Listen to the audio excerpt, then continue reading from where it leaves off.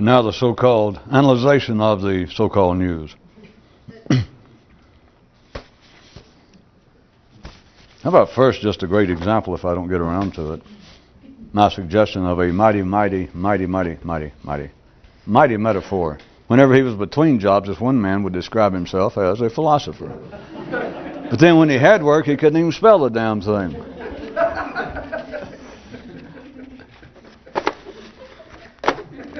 Well, I'm sure that many of us, including me, I'm delighted that I point out it was a metaphor, because you could take it literally and laugh. I don't know why you would, but you could. It's America, hey, doesn't cost anything. But consider that internally, if the mind's not working, what do the crude always think they are, even if they don't use the word philosopher?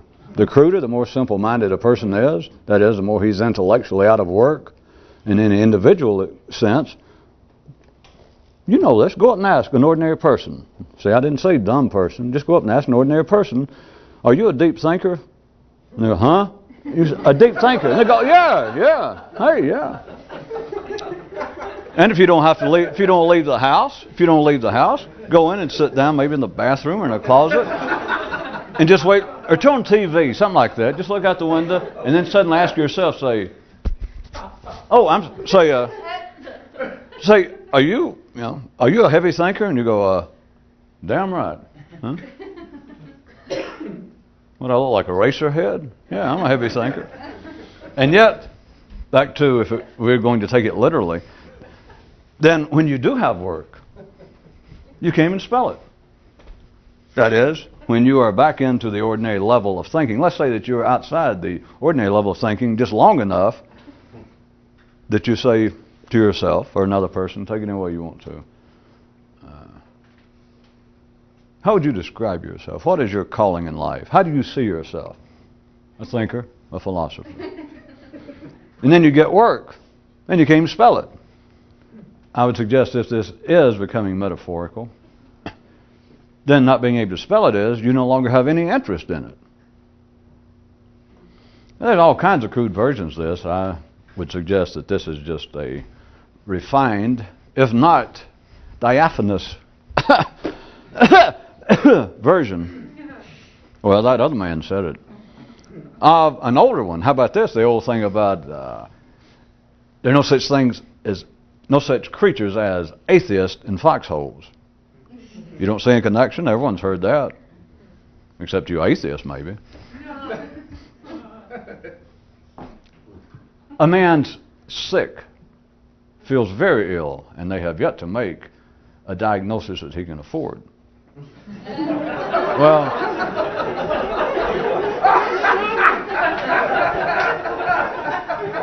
see,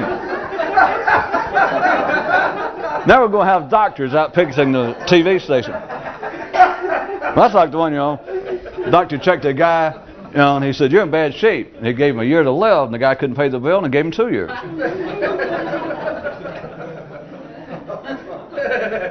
A man's sick, feeling very badly, and what happens? He can suddenly become a philosopher. Or if you want another way, he can suddenly become again, after all these years, become not just Jewish again, but Orthodox. Huh? Not just become a Christian again, but a down-home Christian, a born again. You understand? But then he gets work again. That is, he finds out he's all right, and he's back in the bar, back wherever. I shouldn't pick on bars. It's enough I pick on religion. I shouldn't pick on bars. Then, all right, things get back to normal, is what I suggest to you that this news item could mean. And when he gets work, he can't even spell it. He gets back to normal. They check him over and find out, hey, it's nothing but pseudo-Gruber syndrome. You'll be over it in a day. Forget it.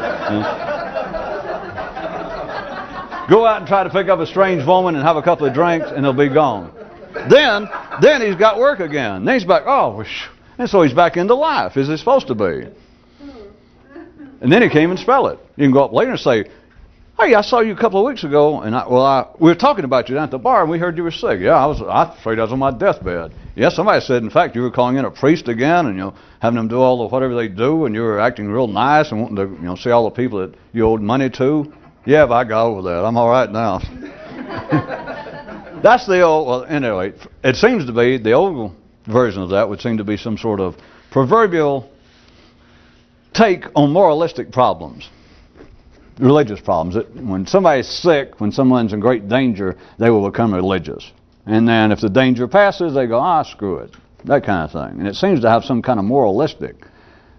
This is closer to the electrochemical reality of it, is when he was between jobs, when he was out of work. Consider when a man's mind is just kind of rambling. That's for you people who didn't major in American, especially American, Mississippi and Detroit philosophy. Well, it was Dr. J.L. Hooker. When his mind is rambling, it's like he's between jobs. And at that time, a man can become a philosopher. I would further suggest to you that is part of, again, the intrinsic physical attraction of drugs, alcohol, because alcohol is a pretty crude version, but I don't know whether we're talking to a crowd that can afford beer more than they can cocaine or higher drugs, but your mind almost seems to become free for a little bit. It's meaningless, but that's why people do drink. That's the basis of it. And drugs is like they get between jobs. They become non-serious. They even call it, well, I lose my inhibitions. I can. A lot of people at a cruder level, of course, they use alcohol and such as that as what seems to be a social release. When they say inhibitions, they're meaning hormonal. Like I get a few drinks and I forget how ugly I am, and I'll walk up to a good-looking girl at a bar and say, hi. What's your you-know-what?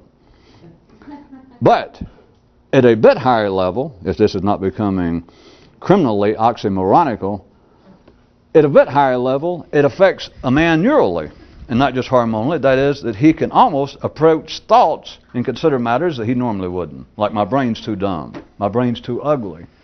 But he gets a few drinks and a man can turn around and, for whatever reason, something comes out, some comment about politics or religion, and what he ordinarily thinks, that is, if we're back to the hormonal level, as ugly as he normally feels, as awkward, ill at ease, socially, physically, sensually, as he normally is, and take it to a neural level, he gets a few drinks, and instead of being clumsy and saying the same thing, at least internally, if nothing else, to whatever the subject is. Someone's talking about politics, and here it is, the Balkans, we're replaying the 19-teens again. Here we go. And his mind just says something just automatically, as everyone's does. Or it's religion, sport, something. There are a few drinks, it's almost as though he can, I'll jump back to the other metaphor, that at a hormonal level, like a man can get drunk and he's fat and overweight and real ugly. Well, I wasn't necessarily using you or me as an example. But he gets a few drinks and suddenly you feel suave and debonair. Intellectually, it's almost as though a person can get between jobs. That instead of thinking the same old thing, under the right conditions, doesn't always work. That's why people have to keep drinking. That's one of the great benefits. At least if you have stock in booze or if you're a dope dealer. It's because it doesn't always work. And you have to keep going back. Just like religion, except it's more expensive, I guess.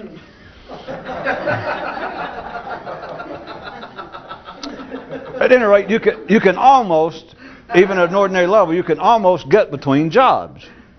You understand? Get between ordinary thoughts. Get between ordinary reactions. The subject of religion or something comes up, dry conditions, and your attempt to be original is to be wet. Or it's wet conditions, and you understand? They're talking about religion, and you make some comment. But it's just automatic. And you get a few drinks, or the right kind of drugs in you. And you can almost get between jobs. Understand, by job in this news item that we brought in, it like represents a obligation, which is what a job is. And ordinarily a man feels obligated, he doesn't look at it this way, to keep thinking the same thing over and over, to stay sane, to stay sober, to stay himself. But under the right extraordinary conditions, such as drugs or alcohol, he can almost be between jobs. That his friends are talking about, they're taking off on, picking on some group of people, racially, nationalistic, religiously, something going on, and he would normally respond in a certain way. And let's say under just the right conditions, under drugs, even stress, something strange happened, he's not himself. And he can momentarily here, not hormonally and not occupationally, but to take it now into the mighty, mighty metaphor level, he can almost get between jobs, and whereas he would normally respond in a certain way, he'd play out his job as being, X kind of commentator on it, X kind of participant in the conversation. It's almost as though he can be between jobs and be a philosopher and go, well, You know, I've always agreed with you guys, whether he does this overtly or not. It might ruin him amongst his friends, but internally, nothing else. A man can almost go, and look upon what's going on as being quite provincial, chauvinistic, limited views, and it's almost as though internally, for an ephemeral episode, he's almost a philosopher. He can refrain from thinking the same old crap. And so he's almost a philosopher. He's between jobs. Of course, it can happen like that. But then he goes back. He's sitting there thinking there at the bar, and his friends are taking off picking on Democrats or Yankees or Southerners or whoever. And internally, he just suddenly becomes, the words are not important, but almost reflective, almost a philosopher. He refrains for whatever reason, accidental, that he doesn't actually join in even with himself, and he's between jobs just for a split second. And that's when a man between jobs, this Adam, called himself a philosopher. And yet when he gets back, when he gets work, which right then, let's say the man's between jobs, and he's thinking, this is a bunch of bullshit. I stand here with these guys, we say the same things over and over about politics, about religion, about sports, about whatever. And it just strikes him that this is bullshit. He's got nowhere to go with it, and it drives him nuts. And so he can be standing there looking off, and maybe one of his buddies hit him and say, hey, wake up. And you go, oh. And you're back at work. You're back at work. Then you can't spell philosopher. That was it. Well, that's my analyzation of it. Fire me. Oh, just a little joke. Let's see, what else? A complete man is a happy man, unless, of course, they completed him incorrectly. I don't know why anybody would want that analyzed. I personally wish I hadn't even reread it. That'd give you a lot to think about when you went home if you didn't have a lot to think about. Because you're ordinary, you could listen to that and go, does that explain it or what? Yeah, I'm kind of completed. I mean, here I am. I'm stuck with whatever I am. Stuck with the local conditions, evidently. Stuck with as the viewer asked, do you mean the environment? But what it appears to be. Well, here I am, stuck with my job, my mortgage, my wife, my kids, my circumstance. But, and I knew I didn't like it, but hell, everybody else. But now, this might explain it. In other words, I seem to be completed. Where else am I going? Whoever's saying it.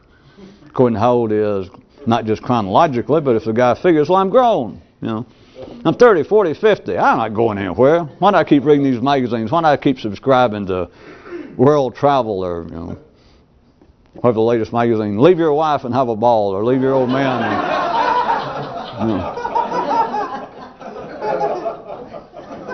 Why not keep, I'm not going anywhere. And still, if you can keep the kind of equilibrium to stay ordinarily sane, then you do not become a serious alcoholic or drinker. And you don't break down, you just kind of muddle on through as you're supposed to, and you keep life going. But would this not explain it? That yes, I am completed. In other words, I'm not going to do anything else. If a man had some ephemeral moment of lucidity, he'd realize, I'm not going back to school, I'm not going to leave my wife, I'm not going to take off and canoe alone around the world.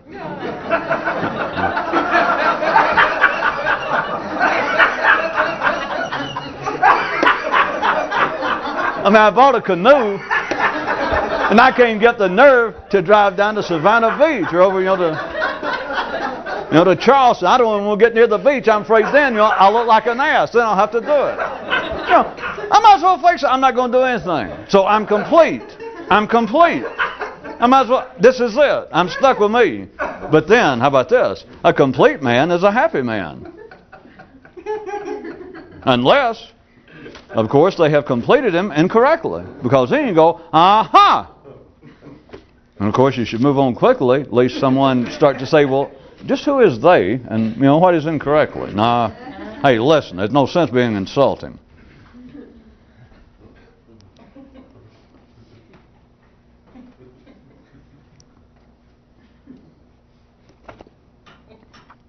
Well, here was another fine example of the laws of your universe on the job in action. And here's the law. Simple minds think on simple matters. Now you understand this had an intro. It had a title, The Laws of Your Universe on the Job in Action. And then it gave the law, simple minds think on simple matters, and a viewer writes. I was sitting here, I heard it too. I just want to make sure that it got a little oblique. Hard to understand. Which don't blame me, I don't write this crap. You ever notice when I like them, I always say, well, well, just to be honest, maybe I wrote it, maybe I didn't. We'll see how it goes this time. Now I'll let you know. Remember, simple minds think on simple matters. That was after the heading. This had a title, this particular news item. And if you're right, I appreciate the form in which that last story that I just read was presented. That is, the descriptive title came first, a heading. It said what it was going to happen. It said, and here he is, Mick Jagger. And everybody went, or whoever. Here he is, Frank Sinatra. Here he is, Billy Graham. Here he is, John Lee Hooker. Well, college is out. Then you got the intro, and it comes out. The other variations, if you want in hard print, the preface to books, the introduction to books. The viewer says, I appreciate the form in which that last story was presented. That is, the heading was given first, a description of, all right, here's what's going to happen. And then came the item itself, rather than the other way around. That is, if you notice sometimes, I'll go ahead. We'll have news items that will just start out like this. Here's a news item. It says, simple minds think on simple matters. And then after that it says, thus, another fine item from the laws of your universe on the job in action. That the description comes afterwards. The viewer says that he appreciated in this form where you tell him first what it's going to be and then you present it. And he says he's also pleased at such times as it may or may not happen when it does occur that way in his life. Might I also suggest it is a axiom in a working axiom in the legerdemain business, the basic thing to being a magician. Zip your fly, have a nice suit, all that. But the real thing of the actual execution of it is this. Tell the crowd what you're going to do it, and then tell them when you're through. Now, that's been used many, many, many, many years in magic, but it works with everything. Think about it. Just magic seems the best example, but that's everything. It happens in academia. It happens in religion. It's just that, well, in the last mentioned field, for instance, in religion you're so used to it, unless you walked into an absolutely strange church and you didn't understand any of the rituals or what was going on. But normally, if you just hang around a certain general religion, Protestantism, whatever, Christianity in general, and you walked in even to a church you've never been in, you got some feel for it. You don't have to walk in and feel absolutely astounded.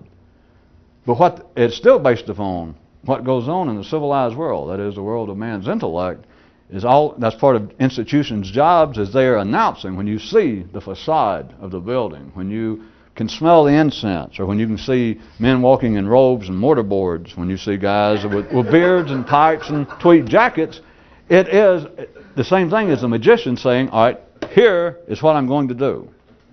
When you see the sign that says Harvard College, Harvard University, any university, you never heard of it. John X University. That is them saying, good evening, ladies and gentlemen. Here is what I'm going to do. I am going to pull a rabbit out of this empty, I have nothing in here. You can see that. Watch this. I'm going to pull it out, and you pull it out. But just to make sure, see, the thing about, they understood. Once you do it, just to make sure, no offense to the level of attention and intelligence of the audience, but magicians know, because some of the tricks get subtle. Tell them what you're going to do. You're going to pull a rabbit out of nowhere, out of an empty pocket. Then you reach in, you pull it out, but don't forget the third part. Then tell them that you're through. Tell them you've done it. Go, rabbit, rabbit, rabbit. And then I'm all right. Now would you consider why I let this viewer write in, or why I made him write in? That he said he appreciated the form in which this was done, but then he said that he really was pleased when it happened in life. Sir, aren't we all? If we were ordinary, I'm just saying that figuratively speaking. Wouldn't you enjoy it if you could get up every day and life in some way would speak? That's right. You know, Fred, Frederica, Brunhilde, Org. That life said, all right, here's what we're going to do today. Here's going to be the trick. And it tells you beforehand. Maybe you don't like it, which I'm sure, just send life into spasms, but at any rate.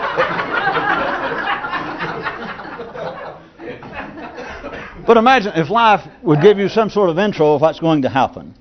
And it would not have to be just for the day. How about just continually? That you walk up to ask your boss for a raise, or you take something back to complain, or you try to pick up a man or a woman at a bar. That whatever it is, that life, like a good magician, that in some way, it tells you, right, here's what's about to happen. If you're going to stand here and watch this act, if you're going to get involved with this, here's what's going to happen. And it tells you, and it gets through, and then life says, huh?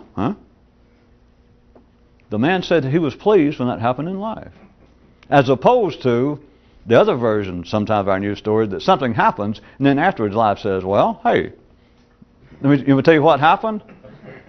And of course, I guess you have a certain kind of sardonic turn of mind. You can think, boy, that'll help a lot. For anyone who does not catch me talking about life, I guess ordinary people, they keep thinking it's their own mind or the voice of God or conscience or something. It's like this. You do something a bit out of the middle class normal scheme of things.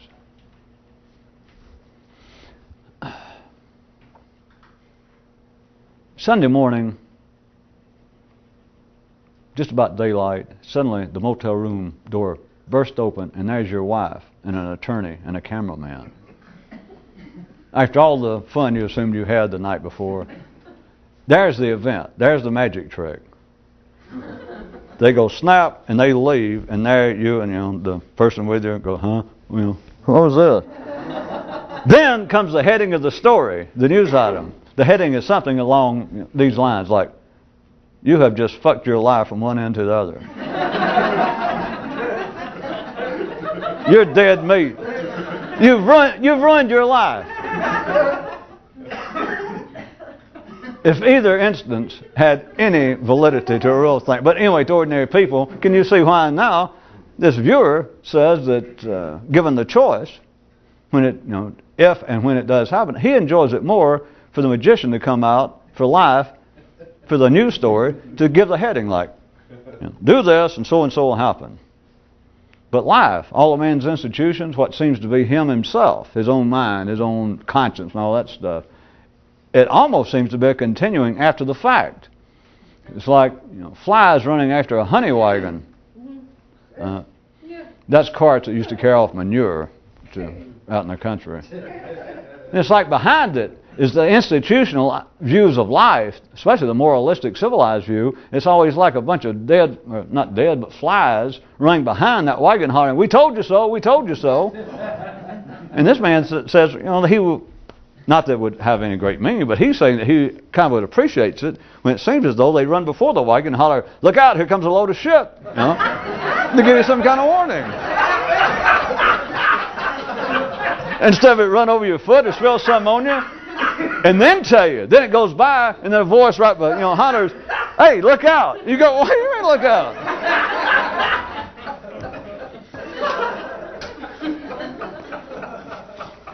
At least we leave it there. Oh, hell, let's leave it there. If you can think outside the partisan binary basis of ordinary electromagnetic energy that runs the old, what do you call it? Brain. Might I suggest to you, as again is known to people by accident, such as on drugs and under stress and etc., but you can escape in a sense, you can shift what seems to be the chronology, the sequence of time. Which, I know that, now that I said, I guess that sounds pretty spooky. It's like this, real crude. It's like you don't need for a epilogue to a story, much less a prologue like this guy wants. He wants a heading. He's saying that he wants, life to come along, or somebody to say, sir, if you're going to live like this, now here's what's going to happen. Your wife's going to catch up with you. You've got to remember, she's got a second cousin that's an attorney. the doctor says, well, I'm going to tell you the truth. I'm surprised that your liver has not just exploded. But I'm going to tell you, you're walking dead. You're going to be dead within 6 or 8 months. But I've been telling you this, George, for years. I told you to quit drinking. So there it is after the fact. What effect does that actually have in real life? Well, none. Things go on. But what I'm saying is there is what seems to be the sequence of time, what seems to be the way, and forget hormonal, forget physically, to where it sounds pseudo-mystically, it's up here, as everyone knows. Pot does it. You don't have to get into serious drugs. Alcohol can do it a little bit. Stress can do it. I'm talking about real stress, near-death experiences, or, good friend dies, something horrible happened, and sense of time is very shaky. People don't ordinarily think about it, and it cannot be unstable over a great period of time, or an ordinary man would go mad. But you've all smoked enough pot sometime, or been under conditions to where you know that you'll turn around, or even just great boredom. But you know that you can turn around, and what seems to be the ordinary sense of time, you can say, what time is it? After the first few times, or after you had some good Panama stuff, and somebody says, it's 4 o'clock. And you go in the morning, and you think, it's been 30 minutes. Or you'd be real bored, and you look around, and you think, well, Jesus, I've been watching this movie, or I've been talking to this person, listening to them talk for the last 2 hours, and it's been 10 minutes. It is not any objective, clinical reality to ordinary mind's sense of time. Not hormonal, not the body. That's running off another one. But up here, what I was going to suggest to you most strongly is that the idea that I need to be warned in life, either that, or it's going to be somebody come along afterwards, or at least my own conscience. Somebody's going to come along and go, I told you so. Or else they're going to come in front and say, all right, we're telling you now. What good does either one do? To a real thinker, nothing. Because if they did do any good, and you were trying to be a real thinker, all you've done is gone back in the herd anyway. No offense to anybody, but you need somebody to tell you how to live? Yes, I'm intelligent. I don't mind saying it. I have a few problems. I have not only have I now, since I'm getting older and I don't screw as much, I've gone back to my religion. Of course, I am not crazy, but I am sane and civilized enough to understand that we all have certain problems. So I'm in analysis constantly. I have been for years. My wife and I attend a counseling service. I have my children in analysis, and all that sounds fine. And at the ordinary level, we're not making fun of it, because you probably have friends or neighbors or family that could be doing it. But think about it. If there's any possibility of a man being original, or being able to think, we're not talking about hormonal. I'm not talking about that you'd let yourself, if you had a broken leg, that you wouldn't have it fixed, or that you wouldn't go have root canal surgery. Scratch that one. I don't know why the hell you'd do that. You should die. That's a joke. It's a joke for all of our dentistry friends out there in the audience. We don't have any dentists here, do we? Get them out. Looked at from just a non-partisan, non-aggressive way, and there's no way you can fake it, of course, which is why it's so much fun to be able to have practiced all these dramatics such as shrugs to say you can't fake it. That's it. That's all the news. You can't fake it. How could you call yourself a thinker if you got to go to somebody for help? Who are you going to go to? And it's a built-in safeguard. Of course, it's better than that. It's a built-in joke. If you think that there's somebody you can go to in life, some ordinary person, like, well, if I could just get my hands on the president and sit down and talk to him, or if I could just get the Pope to give me 5 minutes, or if I could just get Rabbi so-and-so, or if we could dig up George Bernard Shaw or St. Augustine, if I could just talk, if I had the privilege to be advised and directed by that person, I don't know why you'd listen to this then. No offense to those people. But another human, another ordinary person is going to give you worthwhile advice. If they ain't worthwhile advice, they would have taken it.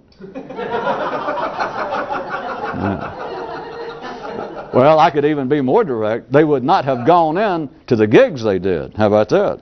You had never heard of them, because those who actually helped burn down the garden left no history.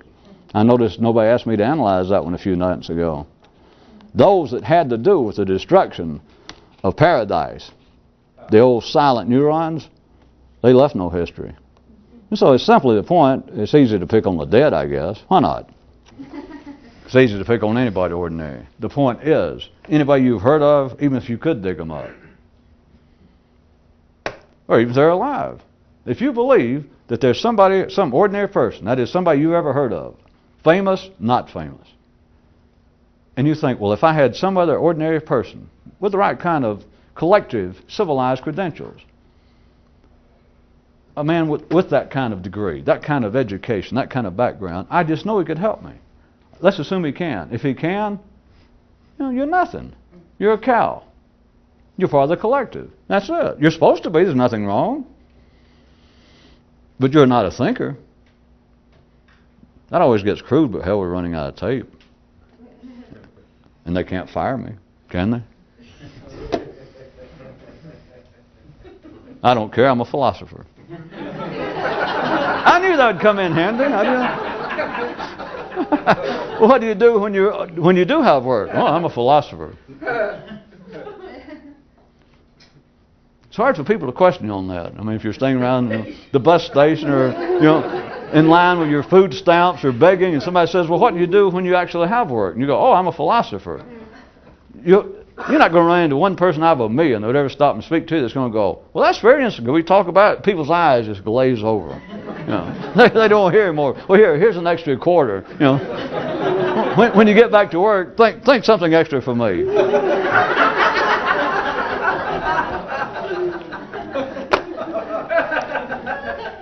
Well, if you'll jump back to where we were with this viewer, and I was pointing out that ordinary people, as they should, that is part of the stabilized, civilized world of the city, of man, is it's going on constantly. All the way from inter-family, the passing along of a sense of morality, from the institutional view of religions, politics, nationalistic codes, of telling people beforehand. That there is some before and after. You remember where we were, this news story. All of them have prefaces, intros, and epilogues. And so you have already. You're taught as a child, don't do so-and-so, don't do so-and-so. And then afterwards, you do go ahead and do it. You do eat candy when your mother told you not to. You do stick your finger in your brother's eye again. And they say, "We told you not to do that." And so you get before and after. You get the prologue and epilogue. So it's always there.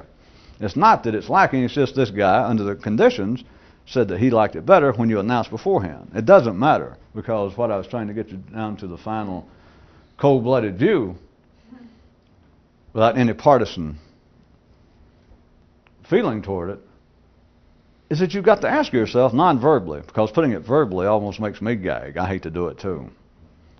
But you're down to this level, that if you need instruction from somebody, then instruction not going to help you. Not at the ordinary level. If you really believe that if they would just tell me what to do, or if they would just tell me now what I've done wrong. I mean, I'm intelligent. I got a certain amount of willpower. I would bring myself in line. If that's what you need, then you need a lot more than that. Or, put another way, if that's what you need, you don't need this. Or, put another way, if that's what you need, you don't really need anything. Because you're going to stagger along like you're supposed to for another 20, 30, 40 years. And then in a nice, bland blaze of glory, die. And you won't be any worse off. But the belief that, well, if I just had additional help, if I did have a more extensive, a more telling prologue of life, institutionally, individually, moralistically, politically, educationally, intellectually, artistically, if it would tell me more what I should do, by God, I would apply myself to it. And from a thinker's view, perhaps, but to no avail. Nothing would change, because you're simply back to playing partisan. You got another tape on, or are we still rolling? No, we're still rolling. Well, we're not rolling live-wise, right? We're off the... So I can say fuck. I know I already did. I know. It just has such a sound. I know I've worn it out.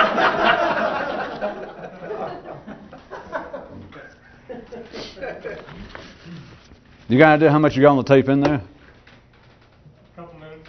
Okay. Well, I thought I might hear a few more of these.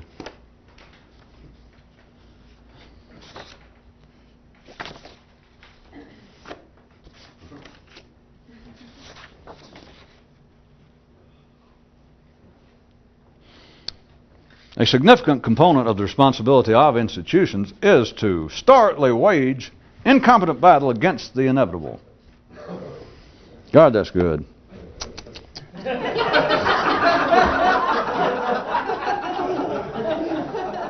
Well, hey. What's cheaper than humility other than sham humility? So at least I'm saving a buck. A significant component of the responsibility. Part of what all institutions of all sorts, and institutions, but now you know I'm simply insinuating is what appears to be more than one person out there that seems to be collective, and they appear to be, from ordinary views, they appear to have not just more power, more wealth, but more intelligence than you do. That people will even give lip service to a religion, for instance, of which they're not a part. That, well, I don't know what a Muslim does, I don't know what a Buddhist does, but God bless them. It's I know that it's the second, third largest religion in the world, millions of people. So all right, or I didn't have the benefits of a high school education, but every time I pass a high school, I think, boy, what might have been. All institutions. A significant component of the institution is to wage a stalwart, a hardy battle, an impotent battle against the inevitable. Is that not it? Last time, as I was pointing out to you, look what people will pick out, the kind of sources that they will pick out for assistance. They will insist, they got no choice, but they will pick out something. You remember I was giving you a comparison, for instance, between all religions and Elmer's electronics repair shop. You remember that as incompetent as Elmer is, or was it Elwood? Elmer, then he just picked it up. He just bought the place. There was a poker game. He won it from another guy. And I told you how most of it works. When you leave, he writes it all down, tells you to call him Thursday, and he plugs it in, and he kicks it. And a good half the time, the son of a bitch will work. And you just got a bill for $129.17. And so he's got some kind of track record, even accidentally. You'll find somebody, they'll say, well, go see I took mine down there, and he fixed the thing. But people will turn over the more important part, as they call it, of themselves, their soul, their mind, to psychiatry, to religion, which has no track record. Not a small track record, not a lesser track record than old dumb Elmer and his run-down TV repair place. They got no track record. None. What is good? Nada? Zilch? None. Does that matter? Is that a finger? Yes. Then does it matter? That is, of course, just between you and I, since you know there's no aggression meant, no hostility, that part of the significant responsibility of human institutions is to wage a continuing, a stalwart, great word, hardy, brave, incompetent, got to remember that, battle against the inevitable. What else could you want? And yet if you see that, and you see that it is a fair description, you see that as a fair description, and then you ask yourself, wait a minute, that's where I'm going to turn for assistance. Even if I don't actively do it, my mind tells me. It just leaps out. I just start feeling a little upset, a little at 6s and 7s, a little at loose ends. And my mind, I can't even help it, my mind says something, call a rabbi. Go see a psychiatrist. Call your mama.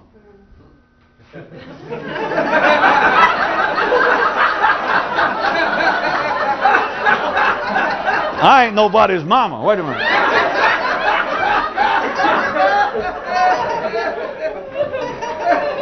Was that what that guy meant the other day when he said... Oh, well. Too late to worry about it now.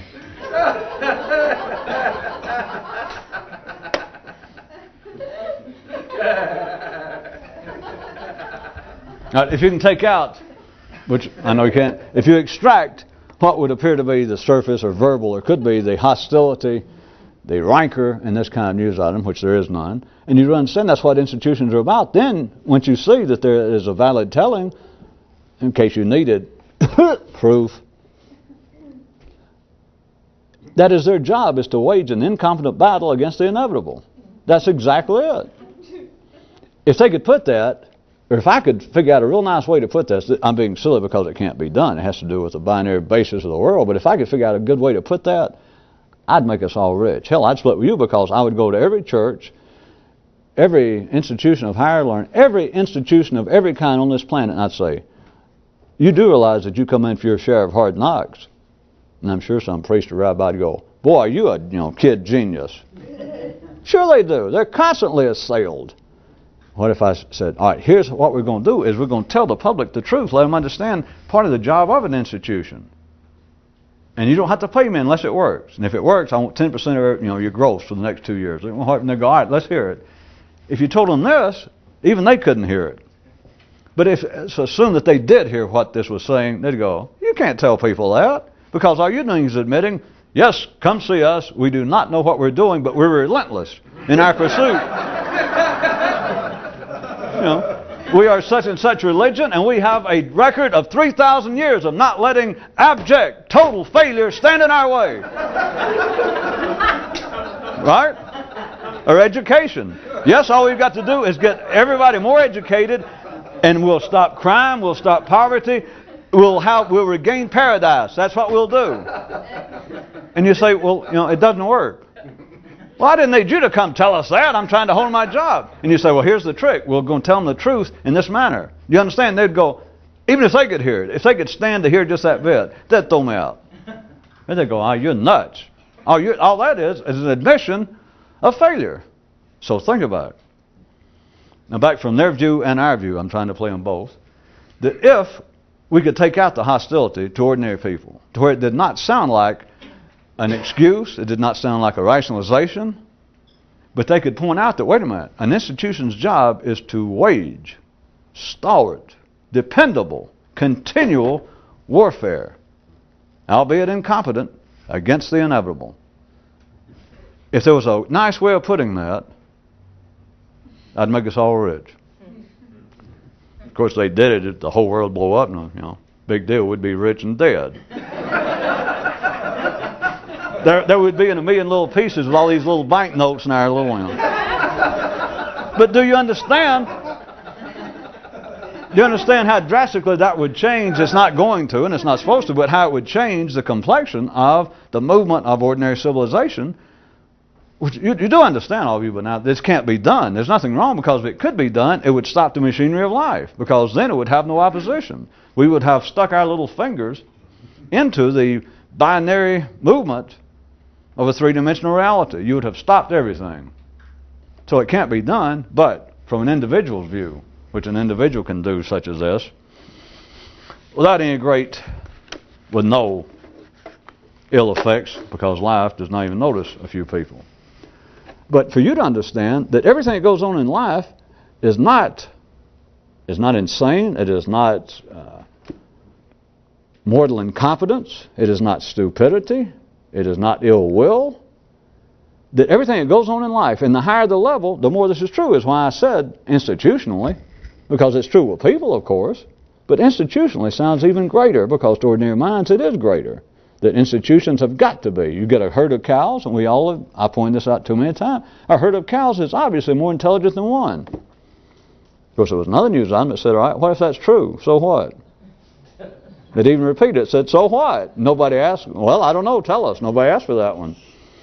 But at any rate, institutionally, as you should if you're sane, if you're just an ordinary sane person out in life, institutions are worthy of more respect than individuals in general. Any of them. As I said, even if it's not a native, naturally attractive institution to you, another religion, an extraneous political system, another nationality. If it's institutional, I'll let you work on nationalities being institutions. You don't even. You look upon institutions being something worthy of greater respect, greater power, greater authority, whatever the particular function of the institution.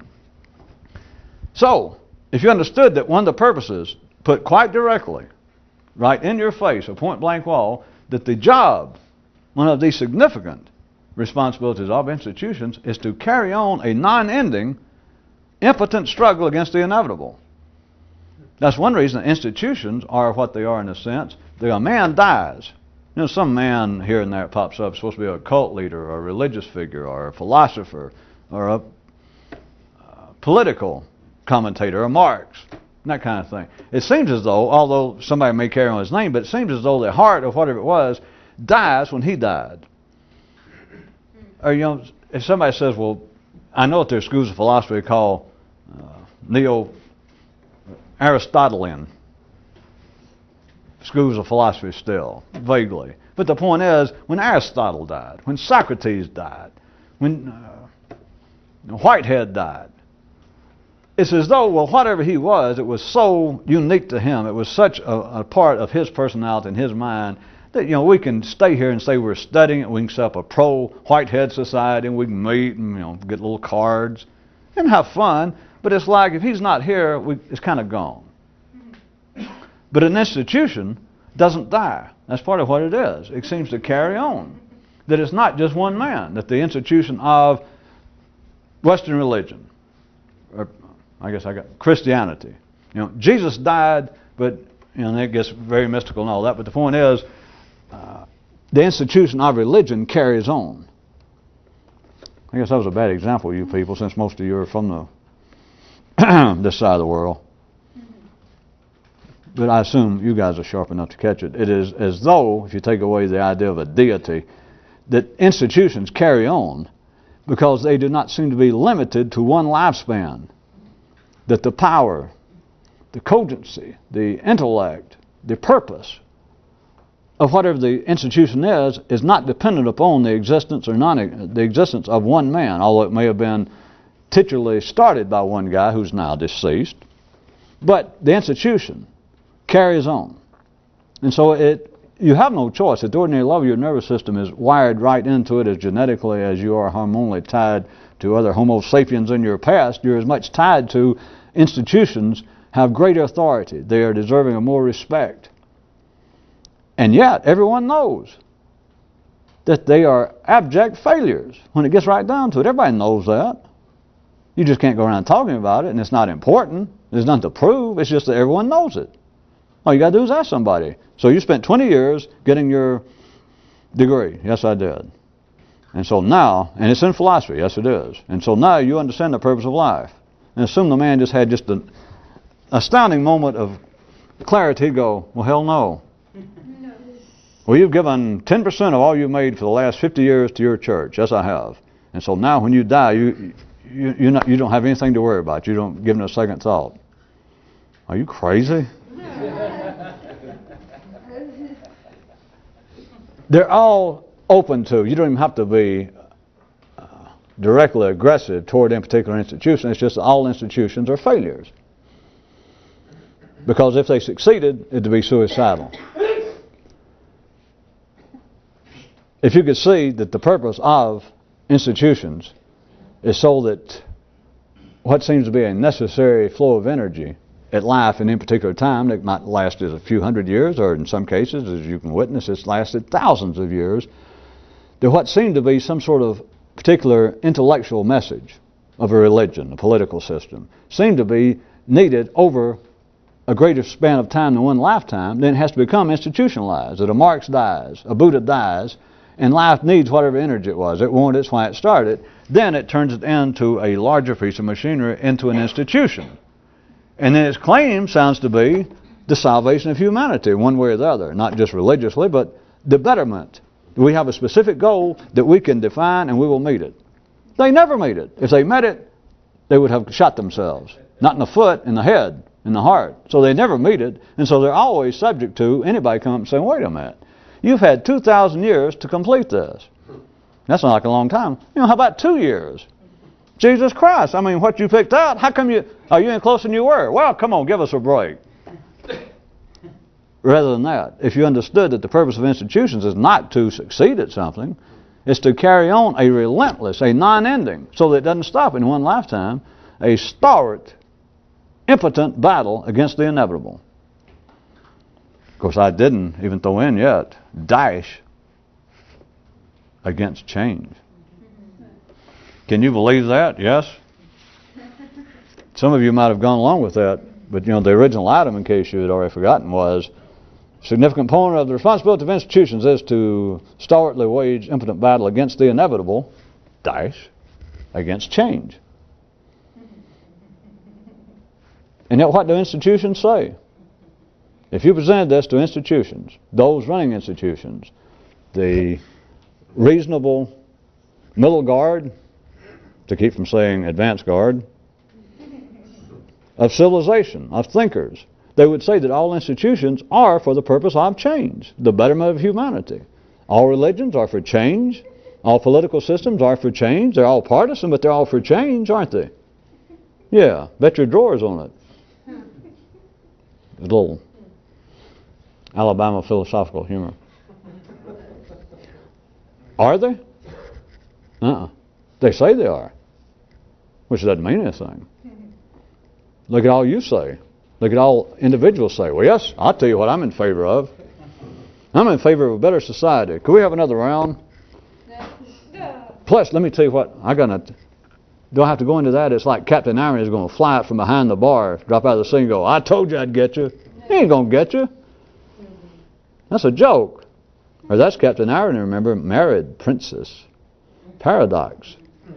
And they had, a little explosion. They didn't have a little baby because it's not going anywhere. There's no such creature as Captain Irony. There's no such thing as paradox. Well, yes, there is. You know who said that? A good, civilized, educated person with one intellectual eye. Oh, all right, I'll tell you the truth. It could have been. Well, now we're getting somewhere, see? See, there are two sides to every story. I told you that. Yes, you did. You got me there.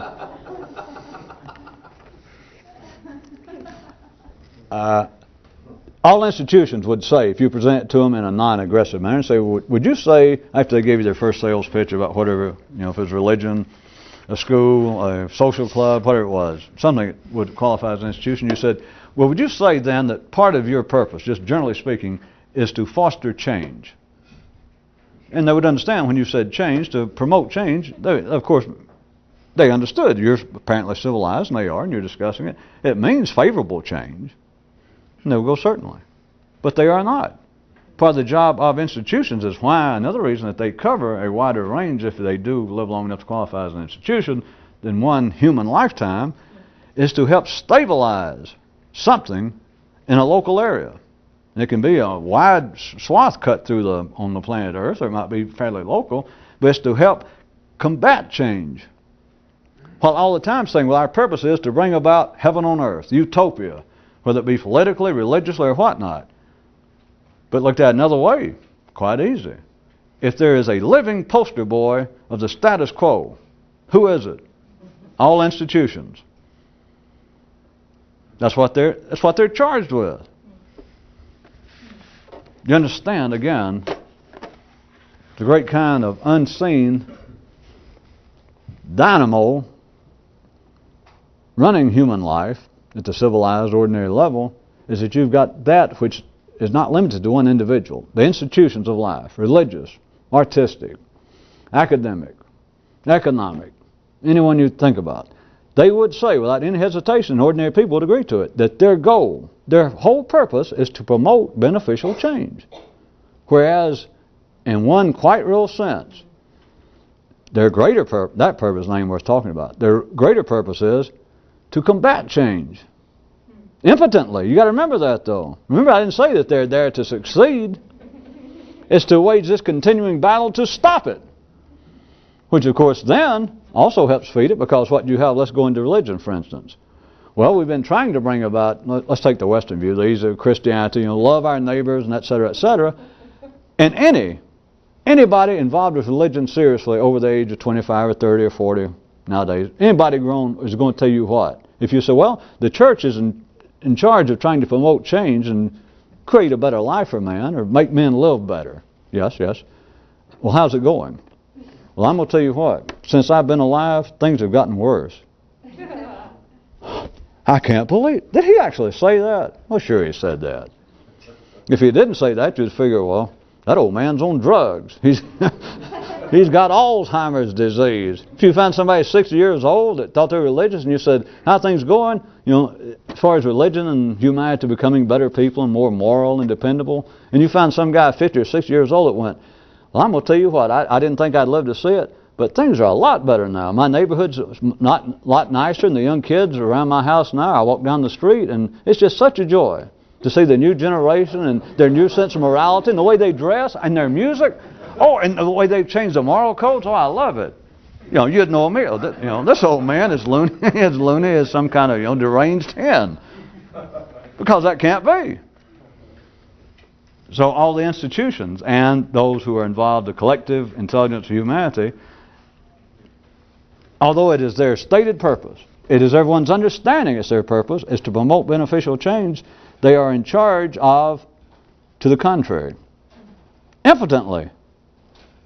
And so continually, every generation within, that is individually within institutional settings, continually see what? Well, things are they went from bad to worse. They have gone strictly downhill. Closer and closer to the flames, the licking flames. They like modifiers in religion. The hot licking flames of the lake of fire, of destruction. Boy, when I was young, we thought it was a big deal maybe to pick up, look at a woman's ankle, or see a calendar of a girl in a bathing suit down at the garage down the street. And now they have pornography. They have naked people actually doing it. I don't know what to say. I'm absolutely astounded. Things, how can you deny things are getting worse? And of course, the ordinary level, you can't. You could say, well, don't hurt yourself.